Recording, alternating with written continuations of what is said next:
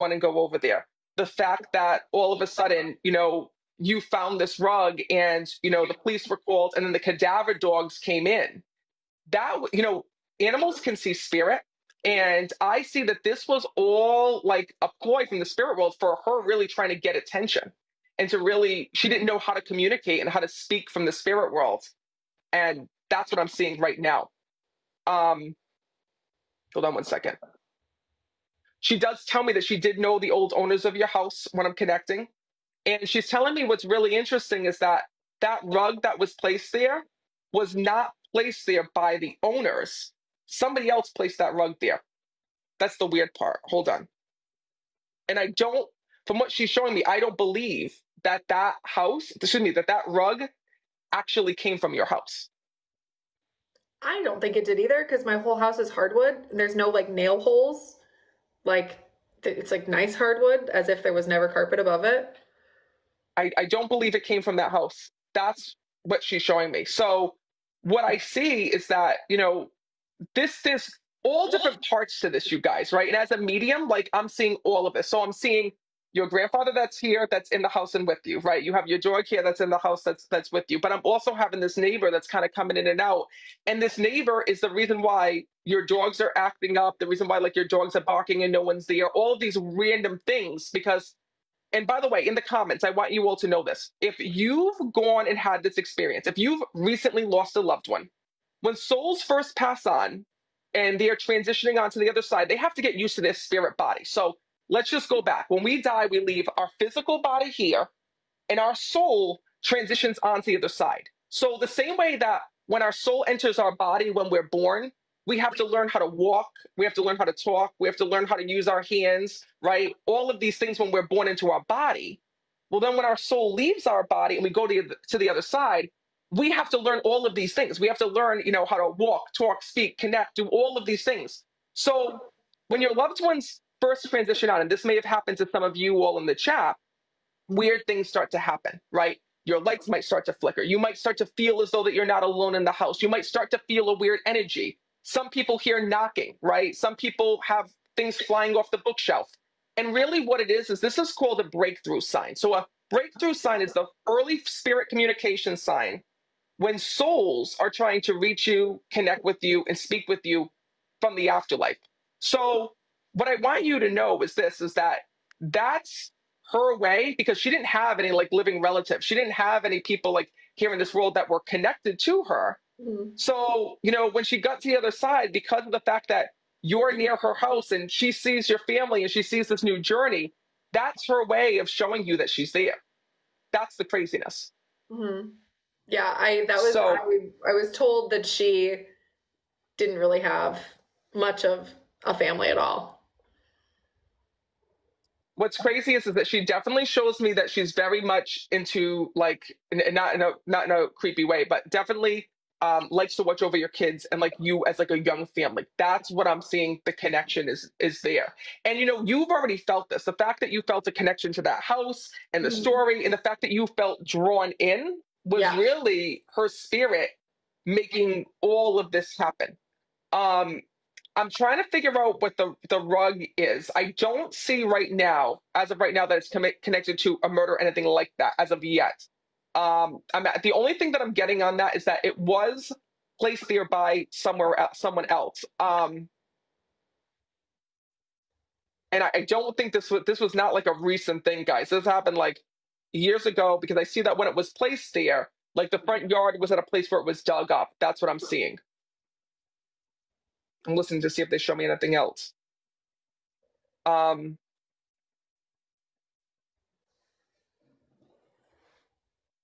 was actually very worried, because I got to tell you that when it came to this reading and I first saw you online and heard about the story and heard about the weird things that were happening in the house, and I told this to you beforehand, I was very scared of something paranormal happening, because when I first tapped in and I first talked to you on the phone, immediately they showed me that like your house had been vacant for quite some time and like nobody had been in there. Like that's what I had picked up on. Yeah. And what's crazy is that sometimes when we have things that set, or things that, like, for example, let's say you move out of your house for a couple years, right? souls, especially souls that have not crossed over, find their way in there. So that's the reason why a lot of times you hear about abandoned places being haunted, like abandoned hospitals, abandoned buildings, abandoned insane asylums, abandoned prisons. You might think that it's because bad things happen there, but really what it is that, you know, hold on one second. What really happens there is that a notification came up. Evil souls like to be by themselves. Evil souls like to be alone. So sometimes they move in. And sometimes what also can happen is that, let's say that you had a family that was in there before you that was going through a divorce or going through a hard time or going through extreme sickness. Mm-hmm. That energy can linger in the house and can be what you feel. So right away, I was really concerned when I first, heard about your story and all the paranormal activity. Luckily, that's not happening here, right? It's a good soul. It's just the soul of your neighbor. She is on the other side. But I will tell you, at the same time, to clear out that energy, it's really important for you to go and to bring as much energy into that house as you possibly can. For example, putting up pictures of your grandfather, since he's like your spiritual guide, he's on the other side, going and, reclaiming that space, really make it your own, bring your friends and family over. Because what's so beautiful is that when it comes to your house and when it comes to your home, the more energy that you put in it, it pushes out the past energy that was there, if that makes sense. Mm-hmm.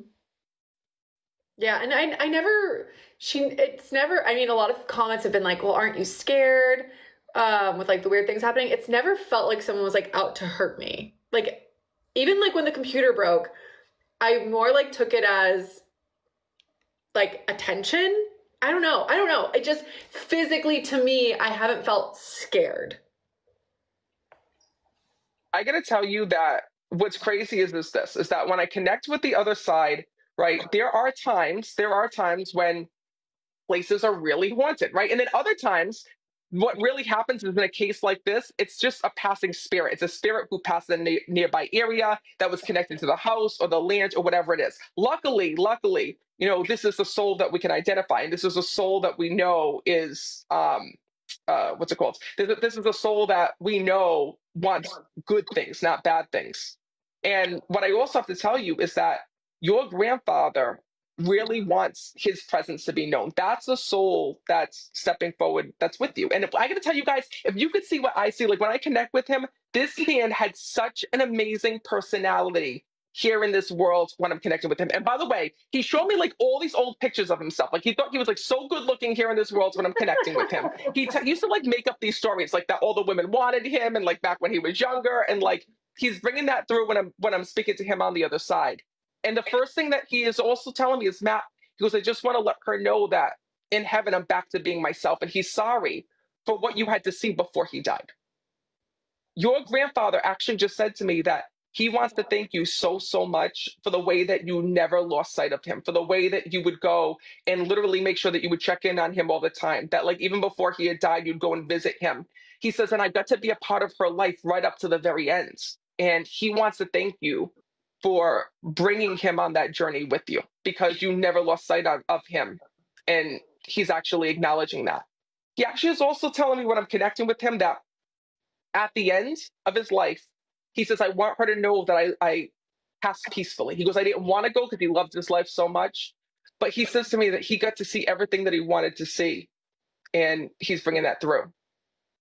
And he's also showing me when I'm connecting that he's also with a baby that's on the other side as well when I'm connecting. So with that being said, was there a child that was lost? I mean, I just had a miscarriage like a month and a half ago. Know that soul just appeared, that soul's with your grandfather. Because he just showed me this baby there, and he just said to me, let her know that that soul is with me. So listen, I don't want to get too much into your personal business, but your grandfather just said to me like that this is one of the things that really is causing you anxiety right now and really causing you a lot of stress and a lot of pain. And your grandfather just said to me that you're not sure if you want to get pregnant again or if you want to go through this, because you just went through all of this hardship with the loss of this pregnancy. Mm-hmm. And your grandfather is saying don't worry about the past because you're so worried about like, will this happen again? What if this happens again? And your grandfather's saying, don't worry about that. Don't worry about that. And he's bringing that through. Yeah, that's definitely the thing in my mind every time I think about it. He says to me, don't lose sight of your plan because he tells me that your husband really wants to have a child with you. And Yeah. he's saying to me like that. And listen, I don't mean to bring up everything, but I have to bring up everything. He just said to me when I'm connecting, Matt, you got to let her know that, by the way, I love your husband. I never met him, but from when I'm connecting you, like I see all parties involved, and he shows me that your husband is like such a sensitive and kind and like caring soul, and he's so like protective of you and like your emotions. Like he really balances you out. But I also see that like because he's like this calming presence, and you're like always up here. We're so opposite. But I also see that like he's nervous to approach you again on this. Like he's nervous because he doesn't want to see you go through, Yeah. the pain or the emotions of, you know, the emotions of going through another pregnancy and being worried or scared. So your Yeah. grandfather's saying like, don't be afraid to talk about it with one another. Yeah. But yeah, that is Brandon to a T. so know that that's the reason why. And I got to tell you as well. And listen, everyone's saying, oh, it's a boyfriend. It's a boyfriend. To me, you got to know that. Go ahead. Sorry. He is my boyfriend, but we call each other husband and wife. But Okay. we're not married, but we do call You're each other. going to know that to me as a medium, I don't check the legal certificates to see if he has a certification or not, right? To see if you actually got married. I see him as your... Yeah, that's how we like introduce each other to people. We're like, oh, that's my husband, that's my wife. But we're not. You're going to know it's the energy. He's here to stay. It's not like he's a fling. Vibes, okay?